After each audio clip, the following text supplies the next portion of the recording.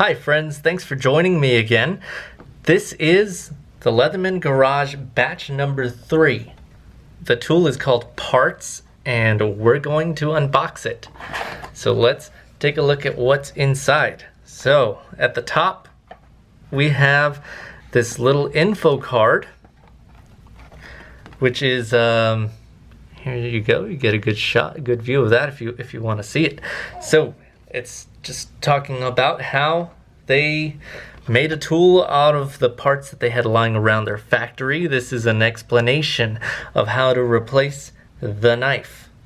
So it's got a removable blade. It's not quick removable, but it is removable. So it's kind of 2-in-1. Just a little bit more information, picture of the knife, where the screws are, the included Torx driver, nothing on the back here, and here we have the knife.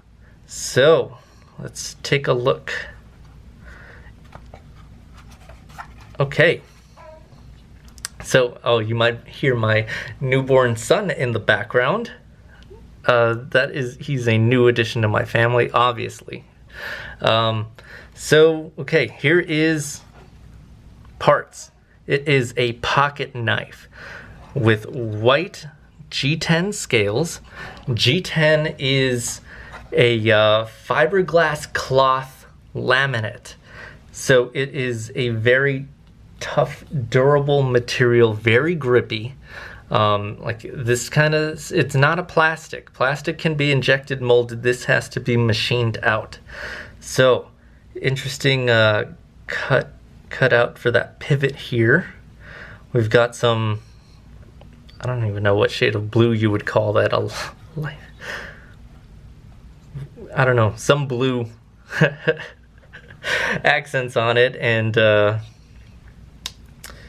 this backing. I was watching Dominic's video at Max Level EDC, and he was calling this chartreuse.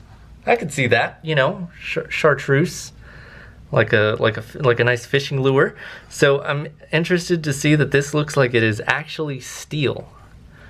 I was worried that it would be aluminum or something like that. So that's very nice to see. Oh, let's look at the blade pattern. So this has got a nice sort of drop point with a lot of belly. And it's just a flat grind. This is a CPM S30V blade, CPM being crucible particle metallurgy. So this makes it a powder steel as opposed to an ingot steel. That's nicer for, you know, you get a good uniformity of the steel through the forging process. You know, I'm doing the best I can. I'm not a metallurgist. I'm just kind of a little bit of a knife snob. But, you know, not to say that I'm afraid of using just regular 420 HC steel. My EDC, my everyday carry, is the Leatherman Free, which is just all regular 420 HC steel. So this is a more premium steel than what you see. This is what you would see in the premium versions of the Charge, like the REI exclusive of the Charge Plus, or even the Garage Batch number 2 Dark Side was S30V. So the edge feels nicely done too. I don't have any paper on hand to that whittled some hair away already, so that's pretty good. So S30V's got really good edge retention and really good sharpness. I mean, you can put a really sharp edge on anything, right? But is it gonna hold? This will. So the way this goes in, you've got a screw here that you would undo with this included driver, which is the exact same part that you would see in the Wave, the Charge, the Surge, the Signal by Leatherman. It's that same part right there. So this is a double-ended driver, and I assume this has got everything you would need to take down the entire tool, even from the pivot. So yeah, so that's pretty nice. My boy, he's my audience today. I hope you guys don't mind. I don't have anywhere else to go. I live in Los Angeles and my house is small.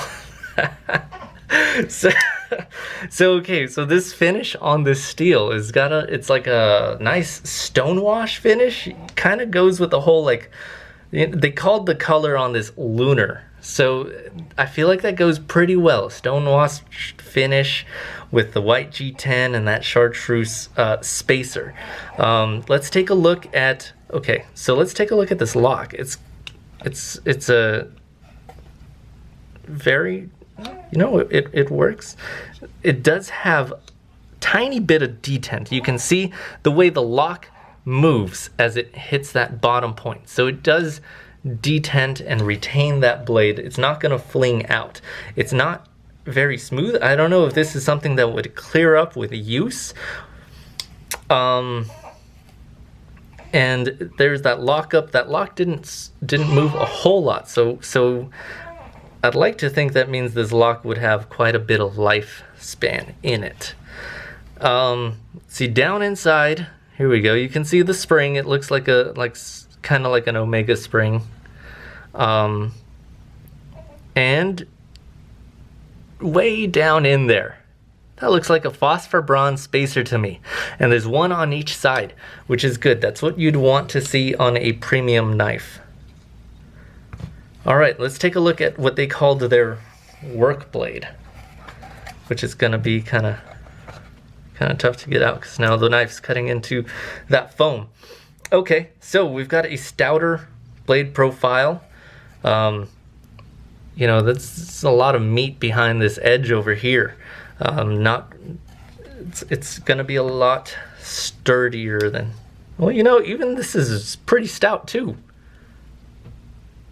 That's not bad. I mean, you know, it's that's about as stout as, I think it might even be more, there might be more blade stock than on the Free. I don't have any calipers to check, but for sure it is more than what you would find on the Wave and the Charge.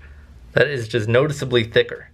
So that's a very good thing. They said the thing is made to be used. I am a little bit skeptical, but it is a beautiful collector's piece, right? How many of these are you going to see around in your everyday? So, okay, anyway, going back to their work blade. This is 154 cm, which is a tougher steel. You know, it's not also with that same kind of stone-washed finish. It's very nice, very, very sharp. I don't know what kind of use this could stand up to, but you know, it's pretty neat that they made a replaceable blade thing. Would it have been nicer to see some more premium steels than this? I mean, as far as Leatherman goes, this is the most premium they can do, or they do, right? Which kind of keeps with their parts theme, using what they had on hand. Oh, this kind of makes for a nice finger choil right here for choking up. You can get closer to the work you're doing instead of holding back here. So I do like that. So yeah, they could have done with more premium steels, would have been nice. Even 154 cm, they could have gone with CPM 154, which is the same sort of elemental makeup, but this would be the ingot version as opposed to the crucible particle metallurgy, so you would have more uniform makeup of the steel. Does it make a difference in practice? I don't know. Probably not, but it would have been nice to see. Just like it would have been nice to see something more than CPM S30V. But, you know, I'm not gonna lie, I'm not gonna say this is a horrible tool in the hand. It's very, very lightweight. I mean, for a while, my everyday carry was this Benchmade Mini Griptilian, which has got a deep carry clip, G10 scales, CPM 20 CV steel, which is just a amazing steel, right? Very, very edge retentive, and so it stays sharp like forever. But even this small knife is heavier than this parts tool. So let's take a look.